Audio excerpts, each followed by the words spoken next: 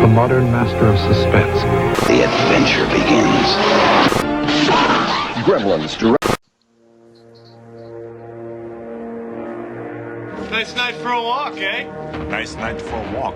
Wash day tomorrow. Nothing clean, right? Nothing clean, right? Hey, I think this guy's a couple cans short of a six-pack. Your clothes. Give them to me. Now. Fuck you, asshole! Sarah Connor.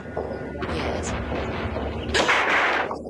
Once again, Sarah Connor, 35, mother of two, brutally shot to death in her home this afternoon. You're dead, honey. Come with me if you want to live. I'm Reese, Sergeant TechCom, BN 38416, assigned to protect you. You've been targeted for termination. How could that man just get up after you did? It's not a man, machine, Terminator. Cyberdyne Systems Model 101. The Terminator's an infiltration unit. Part man, part machine. Underneath, it's a hyperalloy combat chassis. Microprocessor controlled, fully armored, very tough. But outside, it's living human tissue. Flesh, skin, hair, blood, grown for the cyborgs. Look, Reese, I don't know what you want. Pay attention! 600 series had rubber skin. We spotted them easy, but these are new. They look human. Sweat, bad breath, everything. Very hard to spot. I am not stupid, you know. They cannot make things like that yet. Listen and understand that Terminator is out there. It can't be bargained with. It can't be reasoned with. It doesn't feel pity or remorse or fear. And it absolutely will not stop, ever, until you are dead. Hi, I'm Deborah Voorhees. I play Tina in Friday the 13th, Part 5, and you are listening to Hysteria Continues. And indeed you are. Welcome back to the Hysteria Continues, episode 106. And this time we're going to be covering another controversial pick, another listener pick, the 1984 action slasher, movie The Terminator. Erik is back in the Turkish prison, so he's not joining us. Well, he is going to join us. He's smuggled out a couple of little MP3s of his thoughts on the film and a joke of the week. So we're not Erikless, but we are Johnny full. Is that right thing to say, Johnny? I don't know. But we have Johnny Krug joining us again, and we're very pleased to have him back on the show. Johnny, how are you doing at 6 a.m.? I'm awesome. I'm stoked to be on here. I'm just going to talk about Toya for a while, and I'll fill in Erik's little spot. Well, we can always edit that bit out, but thank you, Johnny. Just like I do with Erik's things. He never listens back to the show, so every time he says anything about Toya, I kind of edit it out. I don't really. But no, great to have you with us, Johnny. And we're going to be talking about the film a little bit later. But Nathan, how are you doing? I'm doing well. It's just a shame that in 14 years, Los Angeles is going to be a wasteland, apparently. Yes, that is. It's going to be interesting to talk a little bit about that later. But Joseph, are you worried about the future? Well, Los Angeles is a wasteland right now. Well, there you go. Yes, it's. We're going to be talking about the Terminator and Skynet and all that malarkey a little bit later. Whose pick was this? This is Michael Alishan, one of his many picks. Okay, yes, and we have said that the next picks, and the next pick is going to be Nathan is picking from listener picks. And it's going to be, it's going to be a slasher movie. It's going to be a slasher movie for a start, yes. And we've going to have some quite, we're going back into maybe a slightly more orthodox slasherdom for the next few picks, at least after Sightseers and Terminator are arguably probably not slasher movies, but we're going to talk about whether or not we can justify it as a slasher movie. And I think it's going to be a fun podcast, so thanks for joining us. But in time-honoured tradition, let's talk a little bit about what we've been watching recently. So, Johnny, as guest of the week, have you seen anything of note? I think I saw you mention you've seen The Editor.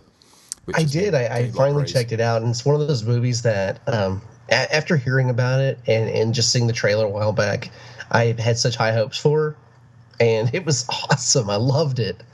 To me, it was probably one of the most perfect non-giallo giallos. Like, I know it was supposed to be more of like an homage and a comedy, but it was so well done. And I know Joseph just watched it. Have you all seen it? I've not seen it. No, is it on? Where's it out at the moment? It just came out this week from Scream Factory. I think it came out last Tuesday. Okay, cool. Okay. So it's definitely worth picking up. I think it's just a phenomenal movie. Is it set in the 70s or is it set? It in is. Monday? It is. Okay, and they do a good. Is it like a decent budget and they do a good job with it? Yeah, it's really awesome. In fact, if you do get the Blu-ray, there's like an hour-long making of, and they talk about how they conserved cost and all the stuff they did. It's really pretty awesome. Okay, and is it made in Italy as well, or? No, I think it's still filmed in Canada because I think all the filmmakers are from Canada. Okay. Oh, right, interesting. I know Patrick from Screen Queens sent me a link and said that I'd really enjoy it. So it's one I will get to watch eventually when I can find a way of watching it over this, a legal way to watch it over here. So so I don't know if it'll be out on Netflix or anything soon, but I look forward to watching it. And Joseph, what did you think of The Editor?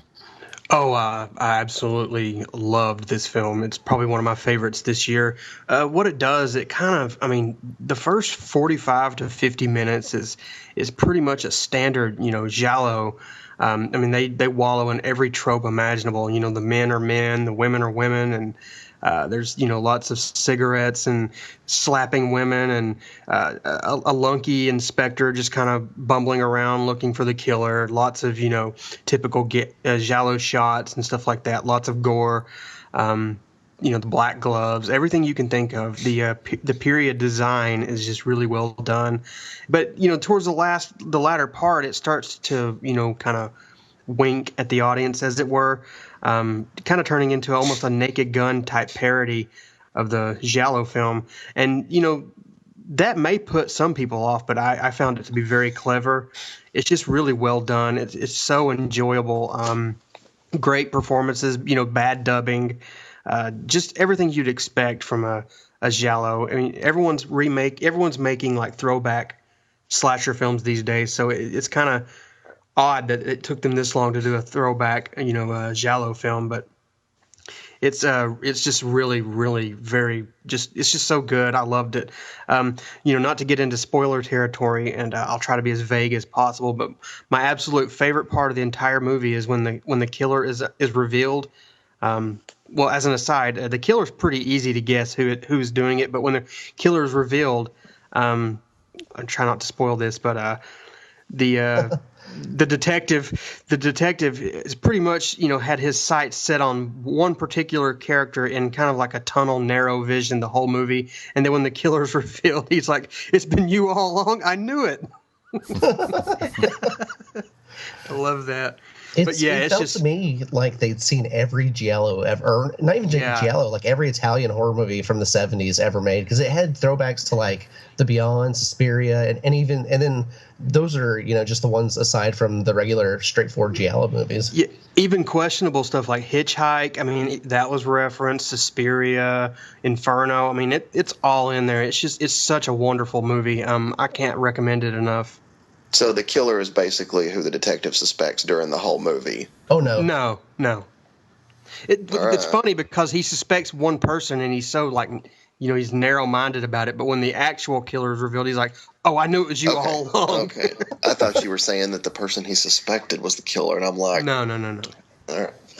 Okay. The soundtrack's brilliant too. Yeah, the sound design, the production design, the vivid colors. I just can't recommend it enough. I definitely just say. So is it a horror movie or a comedy? It's both, and it's extremely violent and gory. So you get your fix. Lots of typical giallo stalking and killing, and definitely top 5 material this year so far. Cool. Okay, that sounds that's a definite recommend. Nathan, I take it from what you said you haven't seen it yet. No. Okay, right. Well, thank you, Johnny. Is anything else? The only other thing I watched yesterday, I checked out Takashi Miike's movie "The Lesson of the Evil" from 2012, and that was another movie that it's rare that I throw on 2 newer movies and they both kind of blow me away. But this was one of the best Takashi Miike movies I've seen in a long time. And it's about a teacher at the school who, the movie starts off and he's like a really nice guy, but you can tell something's a little bit off. And as the movie goes on, you find out it's almost like a stepfather situation where he keeps moving around and bad stuff's happening everywhere he goes. And in the last, like, 45 minutes of the movie, it goes completely insane. And it's, like, fun. It's, like, winking at the audience in a way, because there's, like, I don't want to spoil anything, but there's like, really sappy music playing while someone's going on a really horrendous killing spree. And it was a lot of fun. Okay, I haven't seen any of his films for a while, actually, because obviously he kind of flits around different genres, doesn't he? And I think he was very prolific for a while, wasn't he? Sort of pumping out lots of movies all of the time. But the ones I have seen have been quite interesting, because he did Audition, didn't he? And I'm trying to remember the other ones he's done, but he's done quite a lot of different stuff. A lot of even some of his non-horror stuff's really excellent. Like Happiness of the Catacuries was a lot of fun. Yeah, that was good. Yeah. Are you? But has anybody else seen Lesson of the Evil? No, I've not seen it. Not yet, but I definitely want to check it out. I recommend it because it's like a 2-hour, 15-minute movie, and the first hour is pretty straightforward. It's not really silly or anything. It's a lot of, like, pretty dark stuff. But once it gets to the crazy stuff, it goes off the rails. It's kind of like The Editor in a way. It sounds like. Yeah, and in fact, watching both of them back to back was just very satisfying. Yeah. Cool. Okay. Well, that sounds another good recommend. So hopefully we'll see. Let's find out if there's been any bad movies we've been watching. Nathan, how about you? What have you been watching? I watched one newer one called Dark Was the Night. It's kind of a creature feature about a small town. There's this, like, creature in the woods menacing the people in the town. I really don't know. I don't know if I'd recommend it. I mean, it's not a bad movie. But I don't like films where, and I'm really trying to be vague as well about spoilers, but I don't like movies where you never really get the sense that any major character is in danger. It just kind of feels like, okay, I'm not, there's no really, like, intensity or anything, like, I wonder who'll die next or anything like that. It's just very ho-hum to me when it comes to the killings. And I could not forgive it for the end. And this isn't really a spoiler, but if you have, like, a huge group of people gathered inside a church to battle the creature, and you like isolate all but two and just let two people go after the creature, and all these other people are, like, not even to add to the body count, what a waste. I mean, Grant didn't like it. So that's a new film, is it? Yeah. Yeah. Okay. Anyone else seen that, Joseph or Johnny? Yeah, I saw it. I thought it was, just kind of by the numbers. It was okay. I thought Kevin Durant in the lead role was really good. But, the problem I have with it is that they keep the creature kind of hidden for the most part. And I like that. But when they reveal the creature, it's just very terrible CGI, and it kind of ruins it. I don't really remember much else about it, but I just thought it was just kind of mediocre. Okay. He says it's called Evil is the Night? Dark Was the Night. Oh, Dark is the Night. Oh, no. I haven't seen the movie. It's my favorite Billy Squire song. Okay. I don't know who that is. Stroke me. Well, he has a song called Lonely is the Night, and I don't know. It seemed like I don't know anything about music. I mean, I know the songs, but I don't know singers.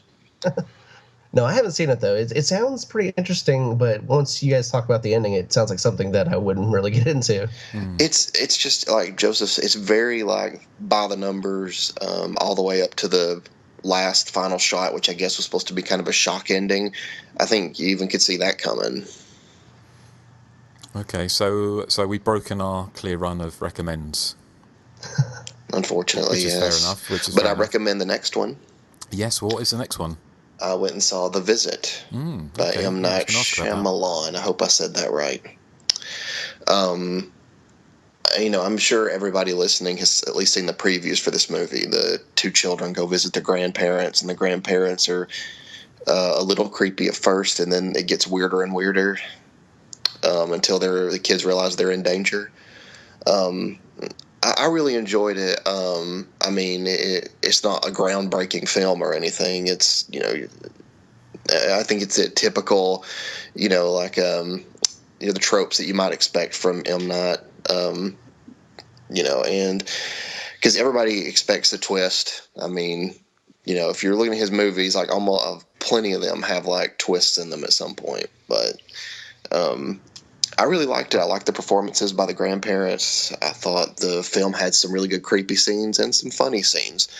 I would highly recommend it, actually. Okay. Because he's had not exactly a string of successes. I thought Signs was okay, and that's about it for me. So this is probably my favorite from him. Okay. Because I know it's kind of relatively low budget, isn't it? Because a lot of these other films have been quite big budget films, which have kind of bombed. Maybe you should stick to low budget. Okay. What about Joseph? You caught it as well, didn't you? Yeah, I liked The Sixth Sense. I loved Unbreakable, but after that, I've not really liked anything he's done. So I went in this with like low expectations, but I actually kind of enjoyed it. It's really predictable. I mean, anyone could probably predict what's going to happen or what the quote unquote twist is going to be. But it's a low budget found footage movie, which is kind of a tired, trope right now. But, he injects a little bit of life into it. Some good performances, some good, creep scenes, nothing groundbreaking, nothing I'd want to like rush out and see again. But, a marginal recommendation from me at least. Okay. Definitely his best film in a while, I'd say. Cool. What about you, Johnny? Did you catch it? Yeah. No, I'm very hesitant to watch anything M. Night Shyamalan. I did like Unbreakable, and I would say everything else I really didn't care for except for the one movie he didn't direct, but he wrote, and it was The Devil, and I love Devil. That's a good one. Devil's a good one. I thought that was a pretty good movie, but when I saw he was back helming the movie, I was like, I don't know. But I'll have to check it out because, you guys are recommending it. Well, yeah. Yeah, I think it was fun.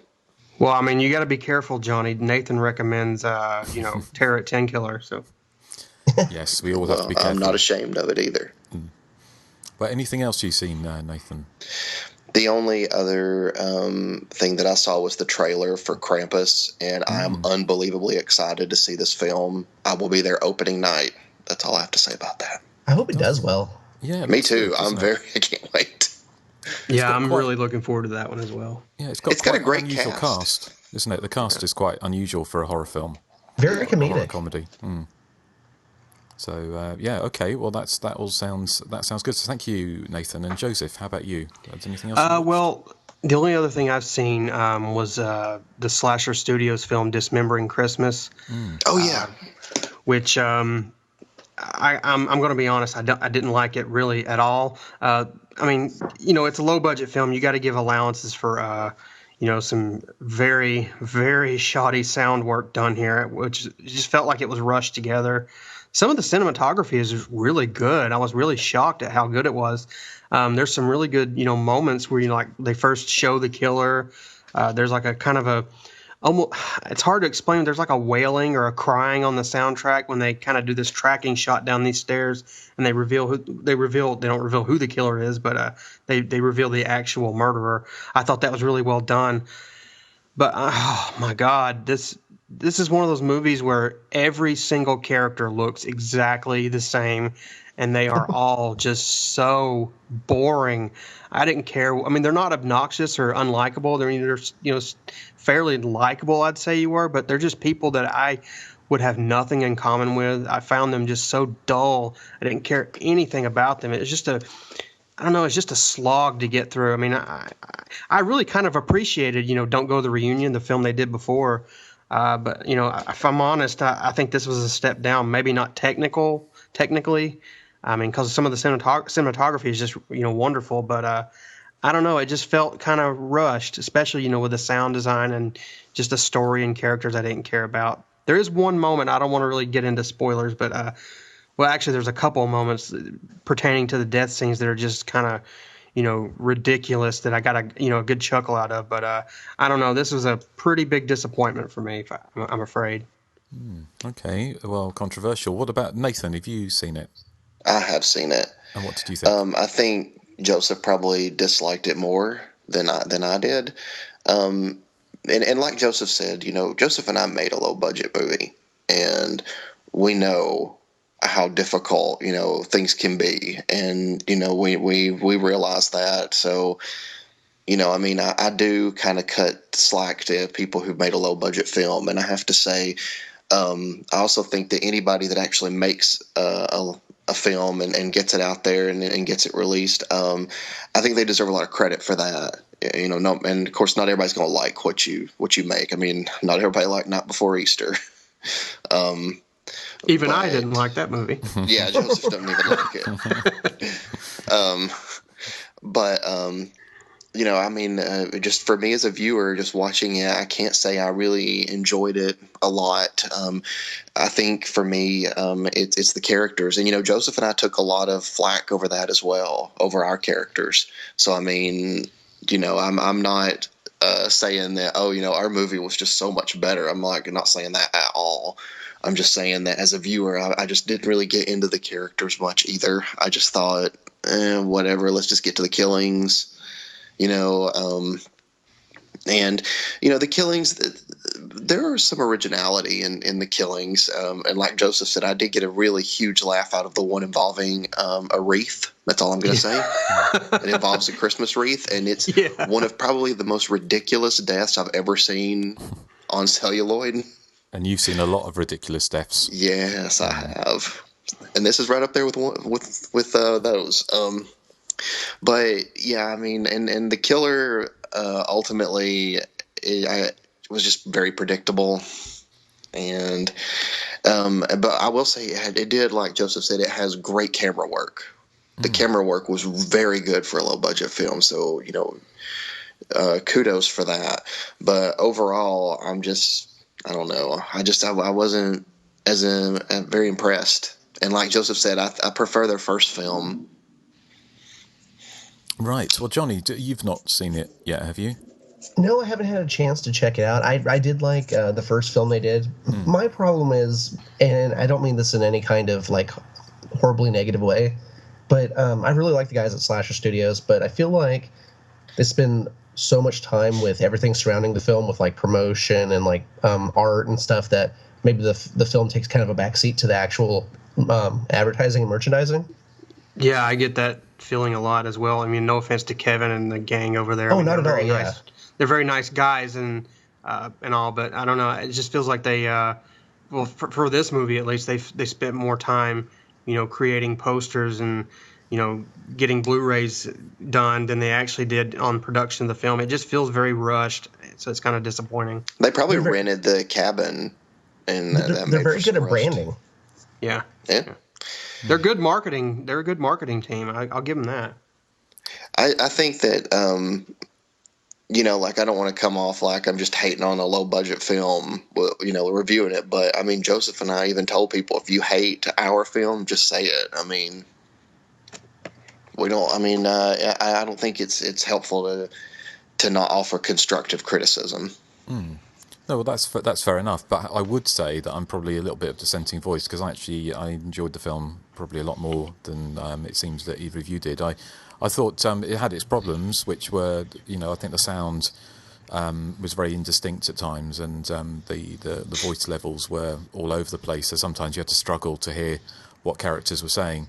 But I agree, the cinematography was fantastic. It was, for a low budget movie, it was really, really good. And there was a couple of standout scenes. One is kind of the camera panning around the kind of party in the when they're all drinking inside the cabin. I thought was very, very well done. And another one was a jump scene where the killer appears behind somebody, which I thought was very effective and actually made me jump a lot. I liked some of the characters. I thought, obviously with a low budget movie, you're going to have a differing acting ability, but I especially liked, I think it was, is it Leah Wiseman who played Emma? I thought she's had a lot of charisma, and I think she could do. I think she has been in some other things actually. I think she was actually in another film that we've covered, which was the what was it, Dorchester's Revenge. Mm-hmm. So I thought she was really good. I liked the film more than you guys. I think the central mystery wasn't strong enough. There wasn't really a surprise about who the killer was, and that was a shame. But I appreciated, considering how little money they had, it looked great. And I thought it was effective. It's quite a short movie. I think it was only 76 minutes or something. The ending, I think, was a bit too rushed. They could have spent another 5 or 10 minutes on the ending, and then I would have liked it even better. But I appreciate what they're doing, and appreciate obviously the guys there, Andrew, sending us a screener link. So it's a thumbs up from me with reservations. But I think out of the three of us, I think I liked it a lot more. Yeah, and I want to say I didn't like dislike it. To me, it's kind of like a 5 out of 10, where there's good parts, there's bad parts, and they just kind of balance each other out for me. I would very much, especially with the improved camera work that they had on this film, I'm like, technically they improved tremendously. So I'm interested to see the next film they're going to come out with. Okay, and I think it's from looking at IMDb, that's actually it's going to get a general release, as in to DVD and Blu-ray, I presume, but it's maybe VOD. I'm not sure. They're releasing it, through their website. That's what they did with Don't Go to the Reunion. Yeah, which is not. I've not actually seen Don't Go to the Reunion yet, so I'd be interested in checking it out. But was that everything, Joseph, or have you got anything else you want to mention? Yeah, that's pretty much it for this week. Okay. Well, I was going to talk about Dismembering Christmas. I did catch up with A Girl Walks Home Alone. I think, is that the title? At midnight. The Girl Walks Home Alone at Night. That's the one. At night. Yeah, the Iranian vampire movie, which I liked again with reservations, and I think we've talked about it, haven't we, before on the podcast? Yeah, Nathan and I went to see it at a screening, and Elijah Wood was there. Yes. Not to just jump on your diatribe, as it were, but I don't know. I just found it, aside from the great cinematography, I just found it kind of dull. I think it was kind of it was kind of like almost like I mean, it's a very outdated term, but like a slacker vampire movie, wasn't it? It was. I liked it, but I found it kind of hypnotic in a kind of slightly boring way. I thought it was interesting in what it was doing, but I don't know. It was kind of, because it was all shot in California, wasn't it, with Iranian actors, so it was. Because actually, people I've spoken to said they couldn't work out how they could make a movie like that in Iran, with nudity and violence and things like that. And so I appreciated what they did, but overall, it was certainly not going to be. It's not a party movie, is it? So no, not at all. No. And the only other thing really that I've been playing, I mentioned it last time, was the PlayStation 4 game Until Dawn, which I'm about halfway through now, and it's a kind of the slasher movie sort of game, which is really good actually. I'm really enjoying it. So if anyone does have a PlayStation 4 and they're on the fence about getting it, then I would recommend picking it up. Apparently there's quite a few slasher movie games. Apparently there's a Friday 13th game in development. Hey, Justin, that cut out. What game did you say? Until Dawn. I didn't hear you. Until Dawn. Yes, I was reading about that. I'm excited. Yes, it's definitely worth playing. It's kind of it's one of those ones where it's kind of like almost like an interactive movie, but it does have enough in there so it feels like you're playing a game as well. And so it's got from what I hear, it's got the choices you make in the game really do affect different things. So but it splits. It's controversially, it kind of splits away from the slasher sort of story about halfway through into another type of horror trope, which I'm just about to get into at the moment. But yeah, that's worth seeing. But I was just saying, there's a Friday 13th game in development, as a game called Summer Camp, which another slasher movie game in development. I think there's another one as well. So the Friday the 13th game, they said that you could play Jason as well, and you could be the one killing the campers. Ooh, I'm gonna have to check that out. That sounds interesting. I kind of peeked at Super NES myself. I'm not much of a gamer, but these actually sound like something I would like a lot. So. I would play Jason. I hope that doesn't make me sound like a psycho killer or something. Only a little bit.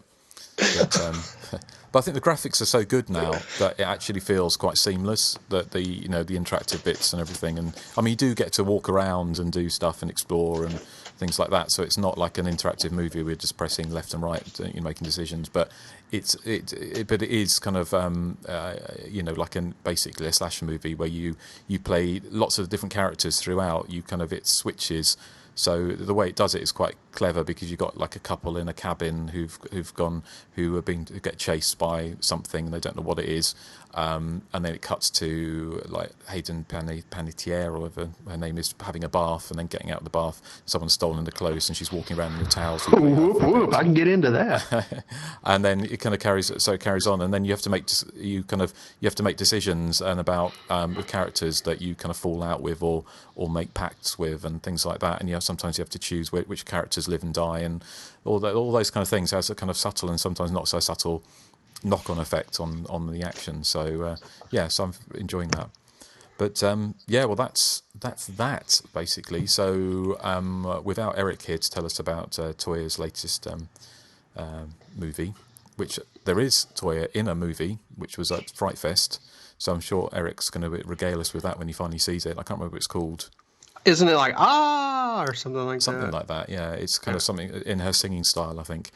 Johnny's supposed to be doing the Erik role this week, and he's kind of slacking. So, Johnny, you haven't been bullied yet. Like, what are you waiting for? Yeah. We'll have to come on to that, as it were. But I think it's probably time to get on to the movie of the week, which is The Terminator. And Joseph, sorry, were we going to talk about Wes Craven passing away? We were going to do a little Wes Craven tribute. Of course. Yes, no. We had last time we recorded, I think it was just before the sad news that Wes Craven had passed away. So in honour of the great man, we thought we'd have just a little discussion about him and his films, and what are some of our favourite films and sort of memories of the films he did. So who would like to go first? I'll go first. Okay. Of course, Nightmare on Elm Street, I think, is an amazing film. Like it really was an inventive film at the time. I mean, I love it. And I love a lot of Wes Craven's early work. I love Last House on the Left, The Hills Have Eyes. And was he not amazing at coming up with titles? The Hills Have Eyes, Last House on the Left, and Not on Elm Street. Those are awesome titles. Yeah, he was very good, titling movies. I'd say certainly some of them were a little bit better than the actual movies themselves. But The Hills Have Eyes, to me, is just one of his better films. I love that movie. Huge fan of it. And, The Birth of Freddy. And I love his made-for-TV work, which actually, and I'm going to have to plug another podcast that I'm doing with Amanda by Night from Made-for-TV Mayhem. And she has started her own Made-for-TV podcast. And the next episode is going to be covering Wes Craven made-for-TV movies. And I watched one of those recently, which was Stranger in the House with Linda Blair. Have any of you seen that? Oh, yeah. No, I haven't seen it yet. I have, actually. Oh, no. Joe, you need to watch it. It's like a From Hell movie. Like her cousin moves into her house with her Linda Blair and her family, and her cousin's like a witch, and she starts like wreaking havoc on the family. I'll check that out. It's really good. It's really fun. It's very. I reviewed it a long time ago on Krieger Nation. I did like a Linda Blair episode, and it was one of those movies I feel like nobody talks about. Yeah, definitely. Cool. Well, yes. Sorry, go on. Oh no, I was just gonna say that's my what I wanted to say. Cool. Okay. What about you, Johnny? What are your kind of memories favourite memories of Wes Craven? Well, as a kid, I saw a lot of Wes Craven movies I probably shouldn't have seen at the time. But of course, Nightmare on Elm Street was always a pretty impactful one. But other movies I saw at a pretty young age are kind of disturbing, like Last House on the Left and Hills Have Eyes. And get a little bit rapey. But I would say the one movie of his that, for me, it's not talked about as much, and it's I think it's probably in his top, 3 movies, and that's The Serpent and the Rainbow. And I feel like, I don't know, I'm really into voodoo as far as movies go and things like that, and I think he did a really, really good job, even though the book it was adapted from was more straight-faced than the movie. But I would say that to me was like one of the highlights of his career once he actually was able to work with a bigger budget. Cool. That's a good movie. Yeah. I was going to say I've not seen Serpent and the Rainbow since I saw it on VHS back in the probably late 80s or early 90s, so I don't remember that much about it, but he had a reputation, didn't he, of producing a really good film, directing a really good film, and then directing a not so good film, or a film which maybe could be reappreciated, like we did with The Hills Have Eyes Part 2 a bit later down the line, but maybe for the slightly wrong reasons. Sorry, Nathan, were you going to say something? Oh, no. I mean, I was just agreeing. Okay. What about you, Joseph? Well, for me, it's like it's just a couple of events that really, ingrained the Wes Craven name into my brain. Well, I mean, before I get into that, maybe other people knew, but I didn't even know he was sick when he died. It was just kind of a big shock to me. I was like, what? So it was kind of sad, because I didn't even know. But anyway, no, I don't want to, get into a dark place. But anyway, for me, it's always going to be The Hills Have Eyes because, that was the very first, horror or slasher film I ever saw, like in '83 or it might have been '84. I don't remember. But that's really what got me into the genre, just being plopped down in front of a television and, allowed to watch that at such a young age. And, I haven't turned back since. The other is pretty obvious. I'd say more so Scream 2 than Scream 1. I mean, Scream 1 is one that that brought Wes Craven back, and I loved it. So Scream 2 became such an event because the first Scream was so, successful that, I was just kind of, antsy for it and just kind of jonesing and, like, so ready to go see it. And then when they released it at a midnight screening,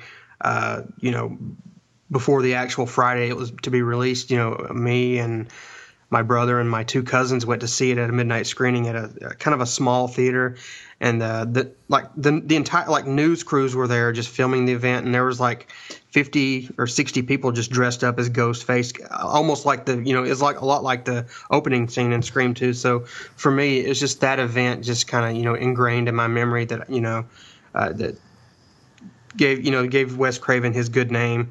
And certainly a lot of his other films, even films like, Deadly Friend, which is not very, well appreciated, I liked a lot. And I watched Shocker again recently. I saw that at the theater when it came out, and that was the last time I saw it. I watched it again recently. It's not really held up well at all, but, on a kind of a campy level, I enjoyed it. But, he certainly had, some misses, but, you can't deny that, he pretty much kickstarted a lot of, big things with A Nightmare on Elm Street and Scream. So, it's a shame he's dead, but I guess his legend will live on. Well, absolutely, yes. I mean, I didn't know that he was ill, but certainly because obviously the Scream TV series was out and it's only just recently finished. So I knew that. I mean, presumably Scream 4 was his kind of directorial kind of swan song, really, wasn't it? Yeah.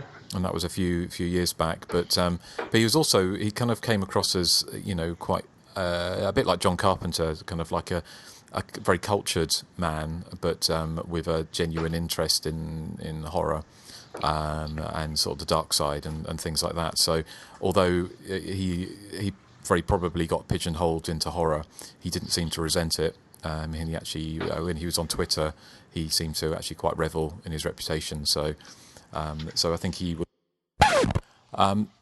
Sorry, GarageBand just crapped out there for a second, but I was just summing up basically about Wes Craven and saying, it's very sad that he's no longer with us. But as Joseph said, he's still his work will live on.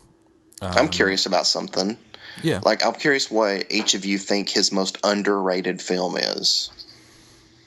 For me, it's The People Under the Stairs. I love that movie so much, but I don't think it gets anywhere near the attention it deserves.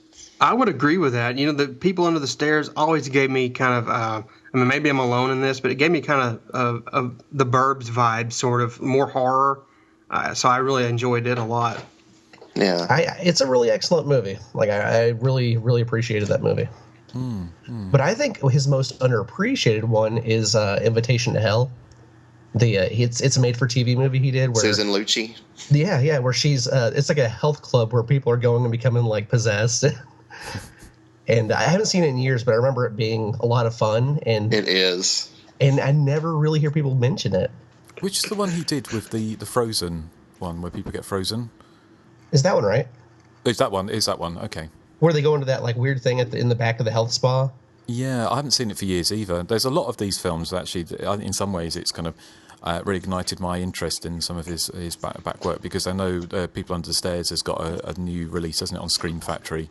So I need to maybe go back and check some of his some of the films that he's not really seen, and hopefully, now that he's no longer with us, it gives us a bit of a distance and sort of some hindsight. So yeah, look forward to checking those out. So, but if you, dear listener, have any strong feelings, or just want to let us know any thoughts about Wes Craven and some of his favourite films for you, then obviously do get in contact with us, and we'll be giving the contact details out a little bit later. So, is there anything else we wanted to say, or should we move on?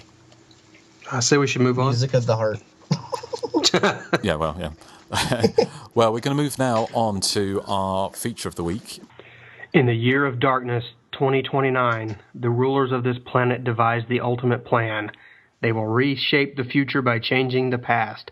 The plan requires something that feels no pity, no pain, no fear. They create the Terminator. A brilliant flash of light and an ear-splitting explosion marked the arrival of the Terminator, a cyborg, part man, part machine, sent to present-day Earth from the future on a deadly mission. His task, to kill a young woman whose life will have a great significance in the decades to come. The mechanical monster from the future leaves behind him an unspeakable path of destruction. Nothing can stop the horrific Terminator. Okay, that was from the Thorn EMI VHS release all the way back in 84, 85. The Terminator is a film I pretty much grew up with, so it holds a very special place in my heart. After seeing it, a million times, maybe it's lost a little bit of, resonance, but not a whole lot. I mean, it's kind of like, if someone likes Halloween so much, I'm sure they've seen it a lot, so, they can kind of quote it verbatim. I'm the same way with the Terminator, but, that being said, it's still a very significant film to me. Is it a slasher? No, but it does have a lot of those, tropes thrown in. And even someone like James Cameron's original intention was to create just this typical stalker horror film that kind of critics saw more as a sci-fi film, which was not his intention. But, there's a good balance there. And, he just kind of went with it and kind of, I guess he got appreciated from his kind of expertise at action sci-fi stuff, so he kind of made a career out of that. But anyway, I really love the Terminator. I think of all the Terminator films I've seen, which are all except for the one with Christian Bale, I haven't seen that one. This is obviously the best. I honestly don't really care for any of the other ones. I mean, Terminator 2 is a good action movie, but it's not something I'm crazy about like everyone else is. The latest Terminator I thought was really silly. Certainly not a patch on this, but this first one is it's its own kind of closed loop story. It's all kind of self-contained. I wouldn't say psycho, but unstoppable killing force from the future comes back and stalks a young woman, and that's pretty much the gist of the story. I mean, there is the whole she's going to give birth to the future leader of a resistance kind of backstory, but it's mostly just her running from this kind of unstoppable killing machine, and it does that very well. There's lots of good tense chase scenes, and I think that's perfectly underscored by the electronic score. I'm not going to get into the debate of whether Arnold Schwarzenegger is a good actor or not. I think he is, especially after seeing films like Maggie. But for the Terminator, this is the role he was born to play. Just very few lines, just looking formidable, unstoppable, and quite frankly, I think he's very scary here, and I think that's what really makes the Terminator, the first film anyway, such a wonder, is because it really is kind of frightening. Because it doesn't rely on haha comedy like the later films does. It's straightforward thrills, and I think that's what gives it that punch, as it were. I kind of have a feeling I know where Nathan's going to land on this. I'm not really sure what Justin or Johnny's thoughts are on this. Or Erik. Or Erik. Yeah, I'm not too sure about Erik, but we'll start with Johnny as our guest. What did you think of the Terminator? I mean, I've always really liked the Terminator. I definitely lean more toward the sci-fi action than the horror, even though there's a lot of stalking. For a smart futuristic machine, he goes through a lot of Sarah Connors before he makes the right choice. But it's a really good movie, and as like you were saying before, the sequel is decent, but everything after part 2 just really didn't do anything for me. But this is pretty much the role that Arnold was made for, because he's just a big hulking mass with no expression on his face and just going around and wasting everybody. The movie, though, I mean, the reason I think Cameron got so kind of thrown into the sci-fi realm is because you have robots and time travel, and right? People are gonna see that more than they're gonna see the stalking a woman aspect. But I mean, I like the Terminator. I don't really see it as much of a horror movie, but it's definitely a movie that it's pretty straightforward. I don't feel like it has too much to think about. And overall, I mean, I like the movie. Okay, cool. Justin, what about you? I've always loved the Terminator. I think it's a great movie. It's it was made in 1984, and it definitely looks. It's an archetypical 80s action movie. Whether or not it's a horror movie, I don't think it is a horror movie. But I think it's interesting that I didn't realise actually until I did some digging on this, and we can talk a little bit more about it later, that basically the Terminator was inspired by the slasher movie. Essentially, James Cameron was inspired by John Carpenter's Halloween, and he said most of his contemporaries were making slasher movies, and this was probably his attempt, like a lot of other, whether if he'd made the Terminator, I think it started its gestation around 1982. But if he'd started making it in 1980, whether or not it had been more of a slasher movie. But so there definitely are those elements there, but it turns into an action movie. So the stalking elements are at the forefront, but it never really becomes a horror movie. I mean, it's kind of a horror movie in a kind of Kafkaesque kind of way, in so much so the woman's thrown, her life is completely turned upside down. Everything she knows is completely destroyed, and including her own family and friends, and she's thrown into this nightmare and this kind of, so there is that kind of Kafkaesque nightmare in it, but in itself, it's the action it comes to the forefront. I mean, Arnie is perfect for the Terminator because of his hulking, his visage and what he does, but and his lack of thespian skills at the time. Or perhaps maybe he was, being very clever in the way he's playing it, actually worked to his advantage. So I was watching it with somebody who was just kind of, just doing chores and stuff, but they actually stopped and started watching. When it gets to the action-filled second half, it's very easy to get seduced by it. That it's just very, very well made film, and it ticks all the boxes. And I can see why it was such a big success. And again, with the later films, I haven't seen Terminator 2 for a while, and I remember liking that. I remember going to see that at the cinema. But the subsequent ones haven't really, I can't really remember much about them, to be honest. So, and I haven't seen the new Terminator Genesis, isn't it? I haven't seen that, and I think I'll catch it when it comes out on Blu-ray or something at some point. But I've no great craving to watch it. But yeah, it's a fun film. I think it's interesting that its genesis was from the slasher movie, but I don't think it is a slasher movie. But yeah, it's an interesting choice for the podcast. Well, one thing I wanted to mention before I let Nathan give his tuppence was that I think another reason why I like this film so much is because of Linda Hamilton, and she's playing this kind of vulnerable role here, whereas in the sequel she's just this, it's kind of like we discussed with Alien and Aliens, whereas Ripley was kind of vulnerable in the first film and she became a badass in the second film. That's what Linda Hamilton is here, and I really like, I like vulnerability in my kind of quote unquote final girls. So I think that's another reason why this film resonates with me so strongly. But anyway, Nathan. I think that the Terminator is a great sci-fi action movie. You know, I mean, I kind of agree with what you guys have said already. I really loved the scene where Sarah first sees the Terminator.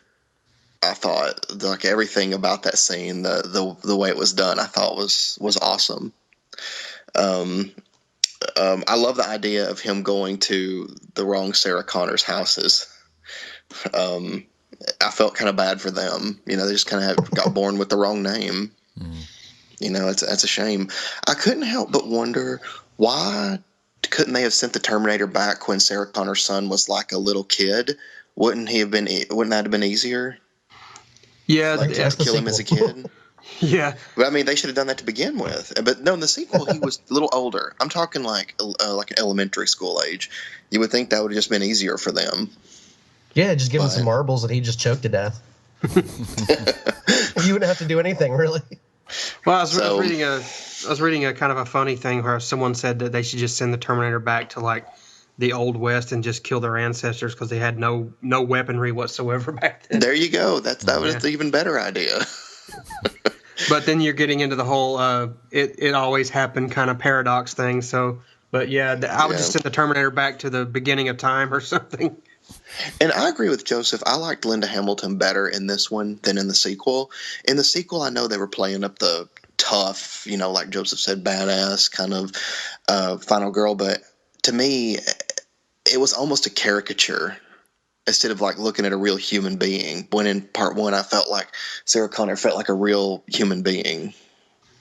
Yeah, she's just this kind of young waitress who just gets. Yeah. I mean, she in the second film she's prepared, so there's not a lot of suspense there. She's just this kind of timid waitress who just gets thrown into this in the blink of an eye, and that really amps up the suspense.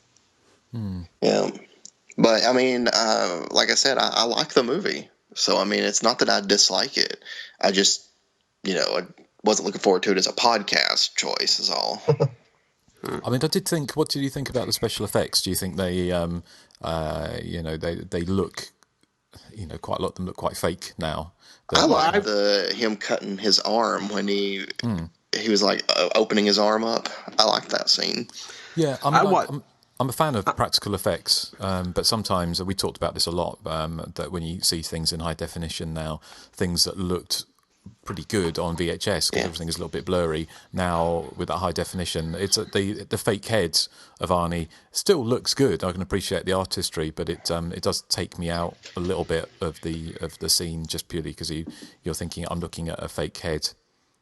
Yeah, I just to prepare for this show. I mean, I've seen the film a million times, but just to prepare, I downloaded a VHS rip just to kind of get a sense of what the effects were before high definition. They definitely look better on kind of splotchy VHS, but when you watch it like a Blu-ray rip, even you see the chinks in the armor, as it were. It doesn't really lend it any favors. I mean, it's still good and very impressive for the time period. But I see what you're saying. And also, of course, we mentioned there were a couple of other sort of become staples of James Cameron's films. There's Bill Paxton, it's a kind of cameo, isn't it, the punk? He's hilarious. Which is funny. And obviously Michael Biehn as well, which was, I know, he's spelled, how do you pronounce his last name? Is it Biehn? Biehn, yeah. Michael Biehn. Yeah, I mean, I thought he was really good in this. I mean, it's quite a difficult role to pull off, really, isn't it? Because he, and again, I was reading some background sort of saying they really struggled to find somebody who could play the kind of tough guy character, but that could fall in love and die all within 90 minutes. But I like him as an actor. I think he's really good in this. He's got really expressive eyes. I think that really sells kind of a humanity, as it were, which kind of ties into this film because it's about the future of humanity. So.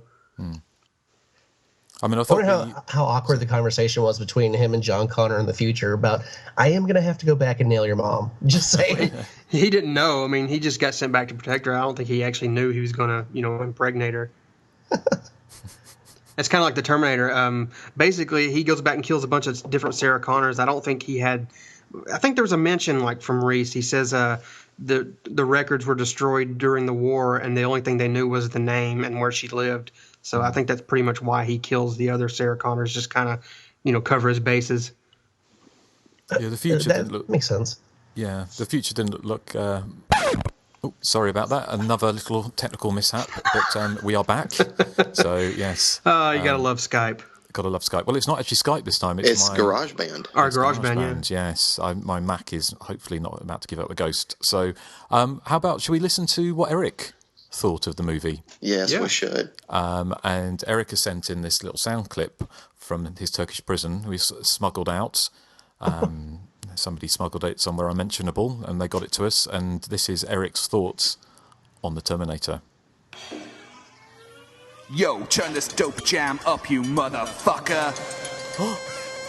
Sorry I can't be there, but I'll see you later. So here are my thoughts on the Terminator. It starts out oh so very rude, with Arnold Schwarzenegger and he's in the nude. Not a horror film by any means. Is it a slasher movie only in your dreams? I first saw this movie in the 1980s. First impressions, hey, it's not so great, eh? Cyborg killing people is lots of fun. Shooting loads of Sarah Connors with a gun. Linda Hamilton's acting is kind of fair, but I like her most for her big 80s hair. I saw this on the big screen not so long ago, and the special effects, they made me shout out, whoa! They hadn't aged well, and they looked kind of phony, and the time travel plot was a load of baloney. La, la, la, la, la. I like James Cameron, I really do. The Abyss and Aliens and those lies are true, but something about this series leaves me kind of cold, and I know that statement is kind of bold. I've seen each installment and thought each was okay, even Edward Furlong and his floppy fringe so gay, but for repeat viewings I have no intention, cause durations are too long to hold my attention. La, la, la, la. It grinds to a halt whenever we meet Reese. His lovey-dovey stuff is pure cinema cheese. I want more robots and spaceship action, and less about Sarah and her Reese attraction. You know what I'm saying, homies?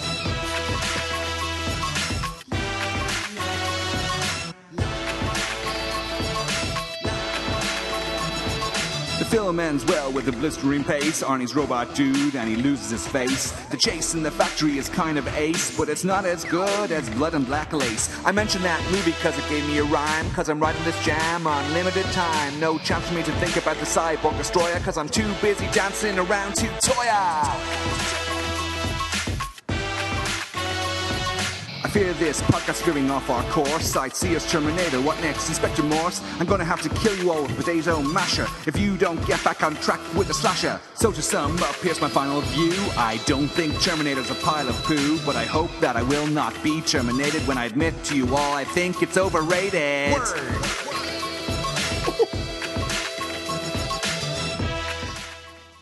Oh my goodness. My I goodness. think he just won the podcast. Yes, that was amazing. We might as well just end the episode right now. Oh, Erik, so upstaging us from Turkey. I demand that Erik writes raps in the future for every one of his reviews, because I want to hear what he'd do for Aerobicide.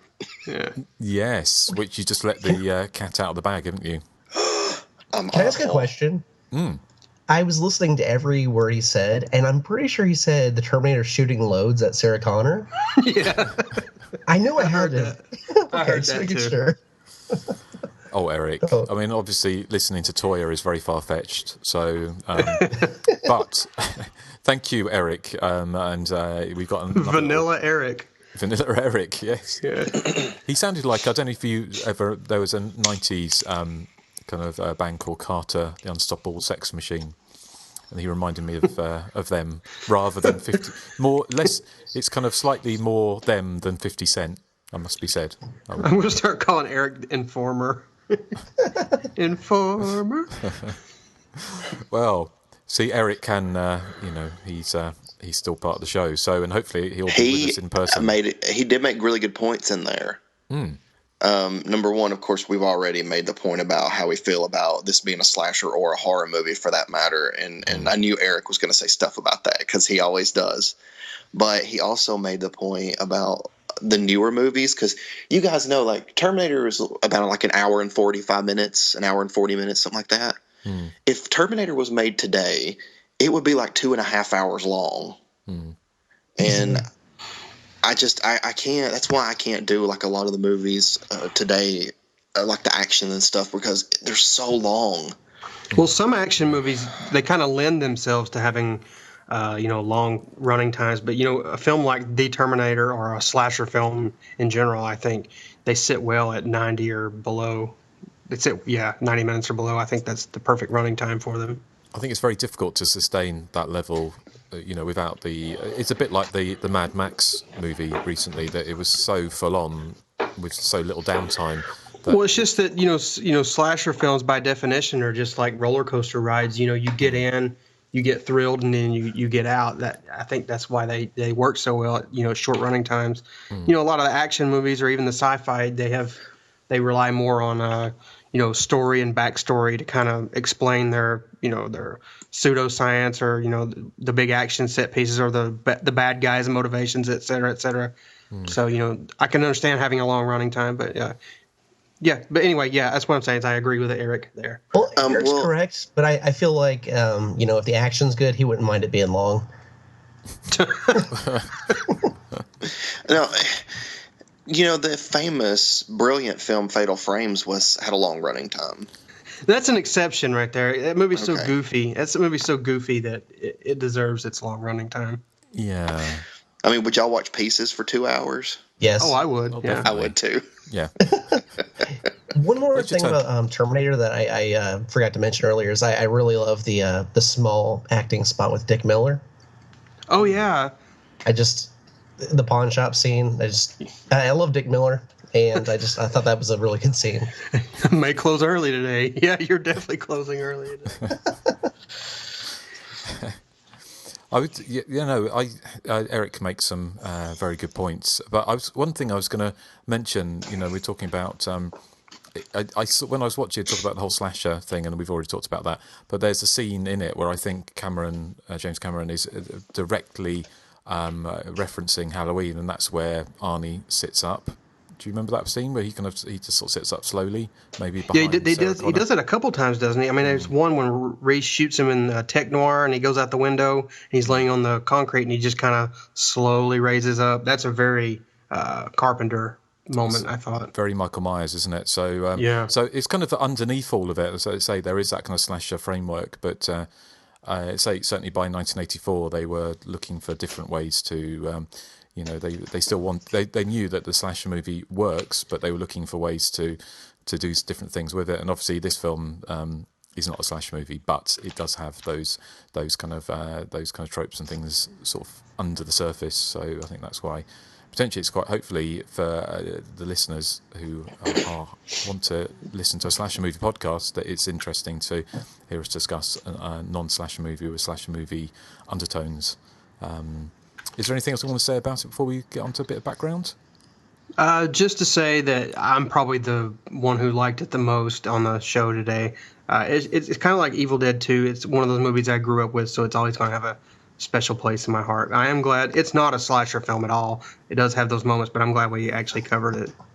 Cool. Okay. What about you, Johnny and Nathan? Any closing thoughts? All I got to say is get to the chopper. Wrong movie. And also, I think you know what this is the second Arnold movie I've been on the show for. Yeah, that's strange. I was going to say to Nathan, chopper is a slang word in the UK for something else. Well, Johnny, what? Penis. No, go ahead. Yeah, chopper you is answer penis. the question now. No, penis. So Arnold's saying get to the penis? Exactly. Yes, he is. They should just dub him over with that. Johnny, are you going to join us when we cover Kindergarten Cop? Hey, you know what? Only if you do a double feature with the sequel they're making right now with Dolph Lundgren. Yeah, I got to see that.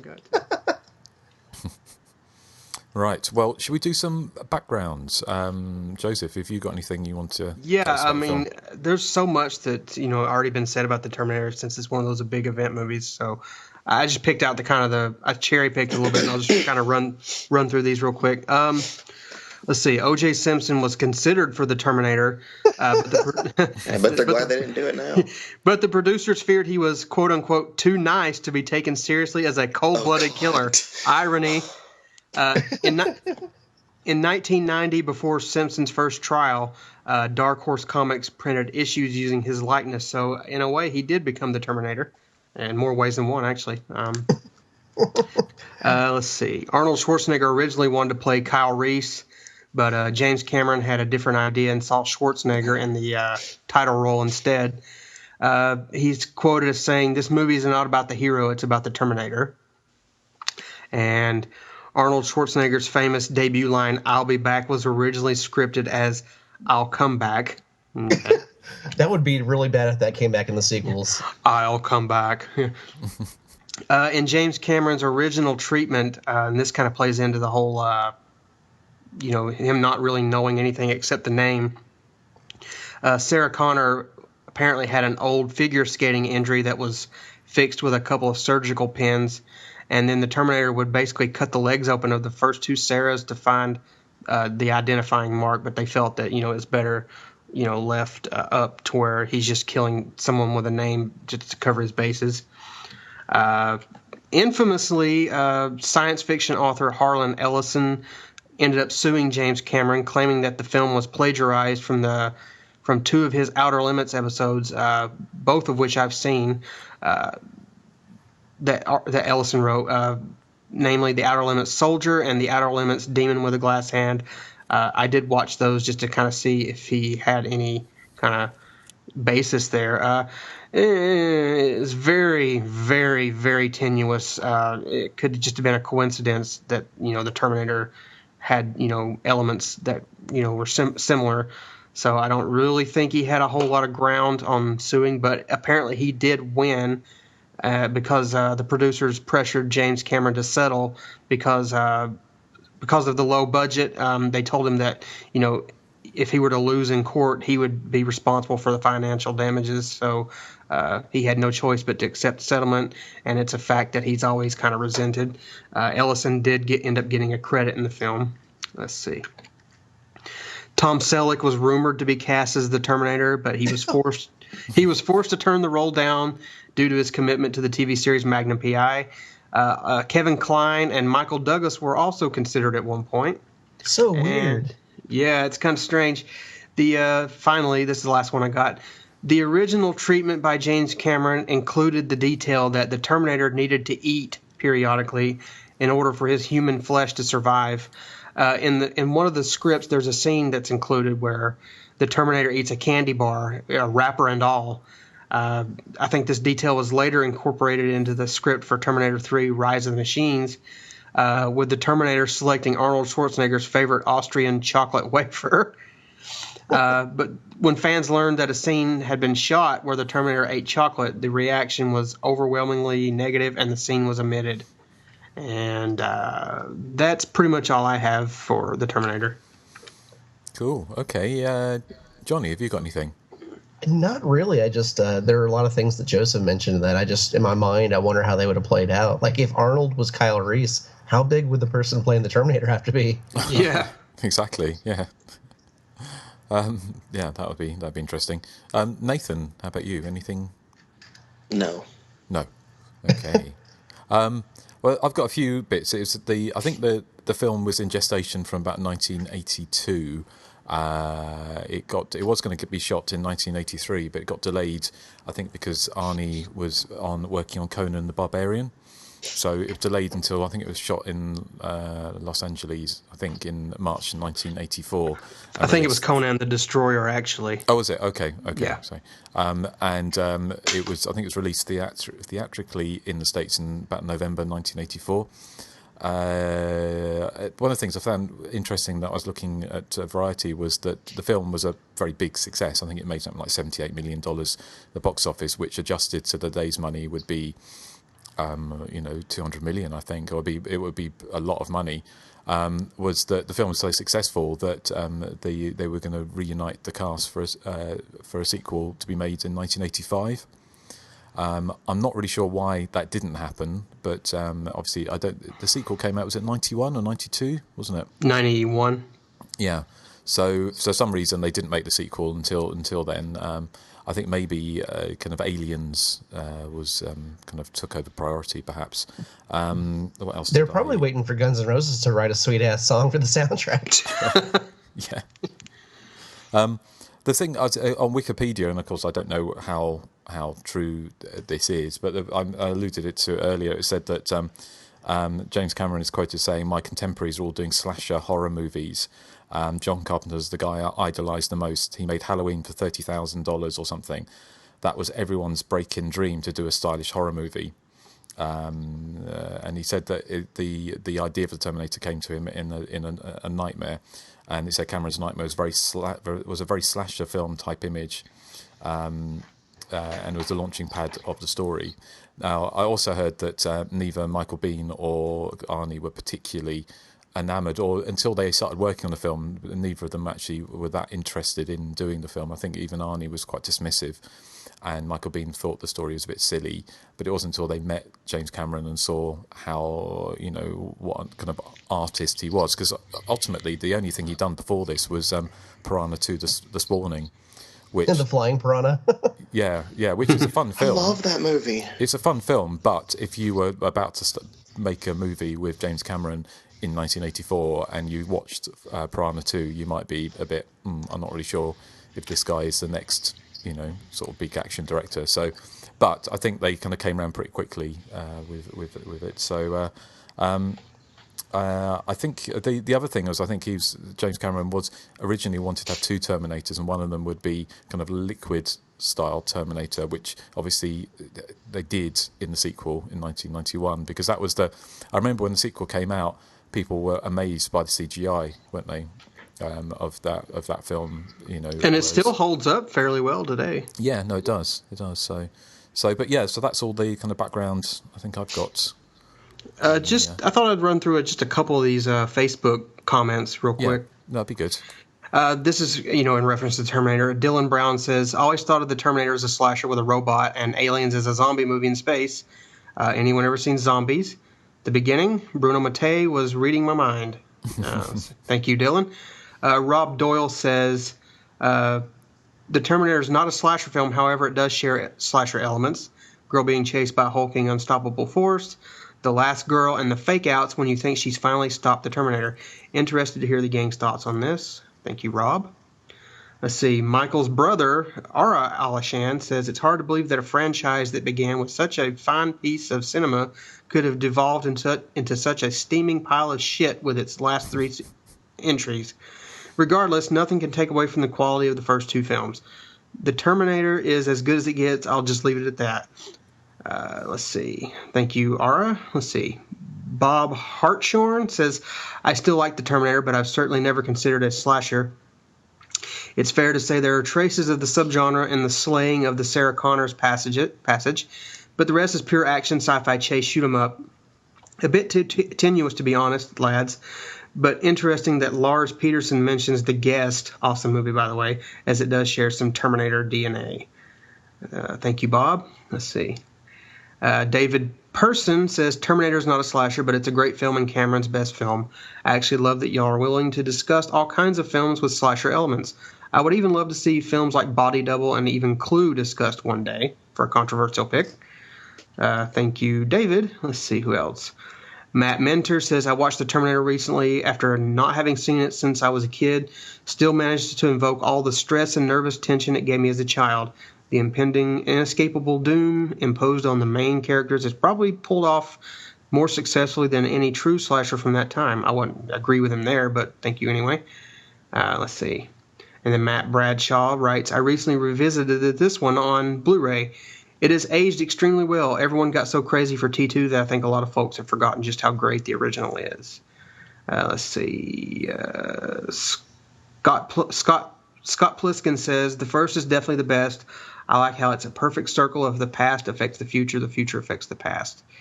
That's the whole predestination paradox there. And then Jenny Hall Cameron says, "It's my favorite romance movie." Yeah. So there you go. Excellent. Well, thanks for all that feedback. That's I think it's a really good way for us to do that on Facebook, isn't it? To put up a discussion point, because then we get a lot of short, snappy feedback. Although we do obviously enjoy long ones. But have we got any other feedback this week? Yeah, I've got one. Okay. Do you want to, or should we? Well, let's save jokes. Eric's joke of the week, like a fine cheese. It can be not that I eat cheese, obviously, but I like a fine cheese. It can be kept and will get even more pungent, I imagine. But Joseph, do you want to regale us with your feedback? Yeah, this is from Andrew Rooney. He says, "Hi guys. While I thought Sightseers was an odd choice, I do love that film. I must admit I was screaming at my iPod when Nathan was critiquing the film. Oh well, I guess the subtle and very dark humor doesn't translate to America. Hey, I liked it.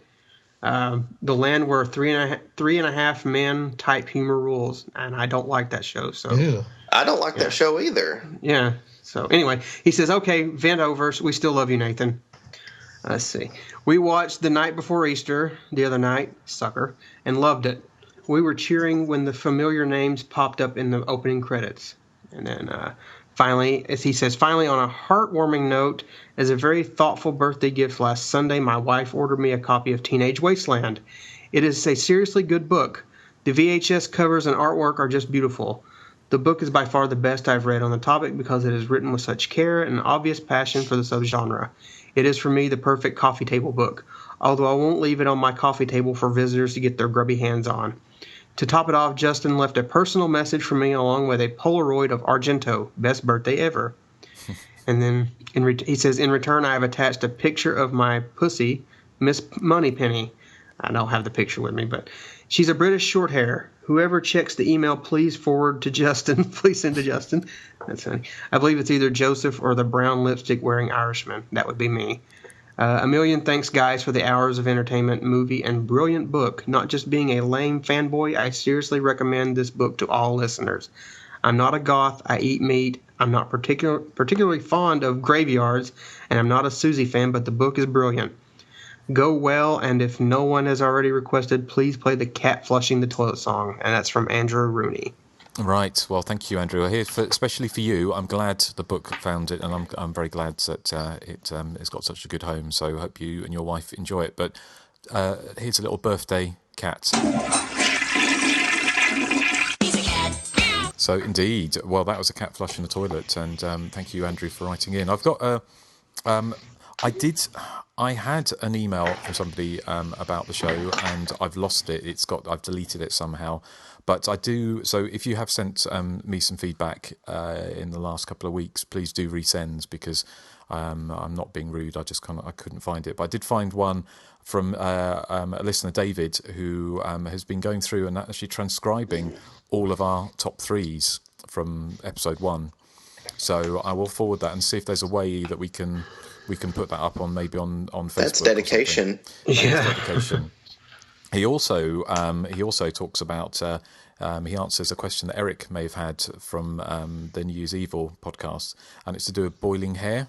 Apparently, when they say go and boil your hair or whatever the thing is, apparently it's about boiling hair extensions, which makes them curly. So now you know. Okay. Yeah, interesting. So our listeners are font of information, nice. And I fully expect Erik to come back with a full head of curly hair extensions when he gets back from the Turkish prison. His hair will be unbelievable. Yeah. I should say that I actually do like a lot of British humor. I think there's a misconception there.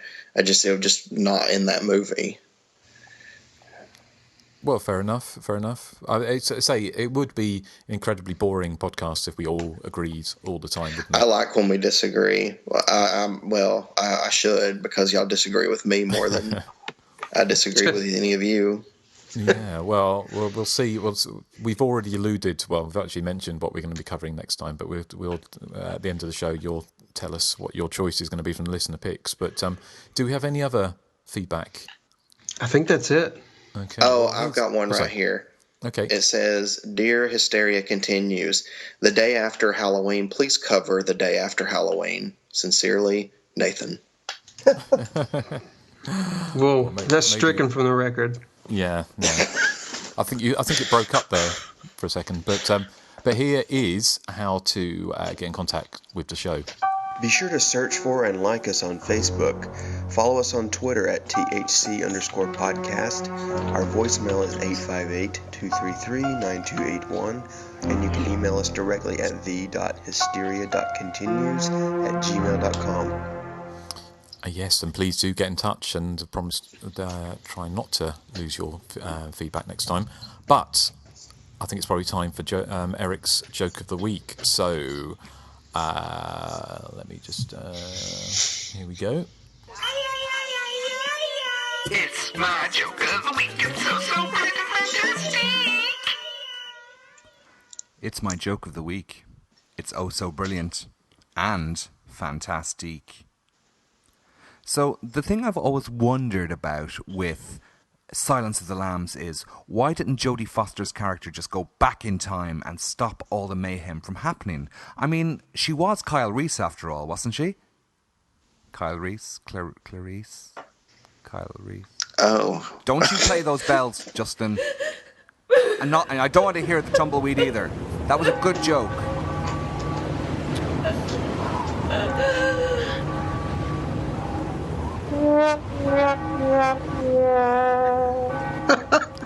So, thank you, Erik. That was terrible. That was terrible, wasn't it?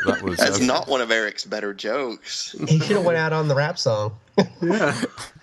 He actually won the podcast, then gave it back to us. Yeah, exactly. I think it's now null and void. Yeah. I think, it's like the Seinfeld where George will make a joke, and then the second joke he makes, everybody kind of frowns upon. So he starts just leaving after the first one. Go out on a high note, Erik. Go out on that high note. Yes. Well, thank you, Erik. That was took a lot of thought, I think. But okay, well, hopefully Erik will be back with us. We can break him out of that Turkish prison for next time. But before we go, Nathan, do you want to tell us what we're going to be covering next time? And I think we're actually going to be on slightly firmer ground, aren't we, slasher-wise? Well, I've already spoiled it, but let's just say it involves a killer workout with a giant safety pin. Okay. And I'll commit a robicide. What could it be? I think we'll have to listen to next time to find out what Nathan's mystery pick is going to be. But that should be a fun one to discuss. But Johnny, thank you for joining us. Where can people find you at the Kruger Nation podcast? Well, thank you all for having me. I love being on the show. The Kruger Nation, they can go to KrugerNation.com. It's on iTunes, multiple podcatchers, and my email is johnnykrug@gmail.com. And on all social media, I'm Johnny Krug. So hit me up. I heard a little. Thanks for joining us on this ungodly hour, Johnny. Yeah. Hey, I'm always up for it. I mean, I don't mind waking up on my day off early if it means I get to talk to you guys. Excellent. Well, no, it's always good to speak to you, Johnny, and thank you ever so much for coming on the show and filling Erik's void, which many men have done in the past, and I'm sure many are doing in the future in that Turkish prison. But we will be off. We'll be going to be wearing lycra and jumping around with big hair next time, aren't we? Oh yes. Yes. So this is right up Nathan's alley. I'm very excited. Excellent. Okay. Well, thank you again, Johnny, for joining us. And Joseph, what are we playing out with? This is Tawny Kane and the Triangles playing Burnin' in the Third Degree, which is the song they play in Tech Noir when the Terminator's stalking Sarah. Okay, cool. Okay. Well, thank you for listening to our Terminator episode, and hope you enjoyed it. And we'll see you next time. Say goodbye to the good people. Bye. Bye. Bye.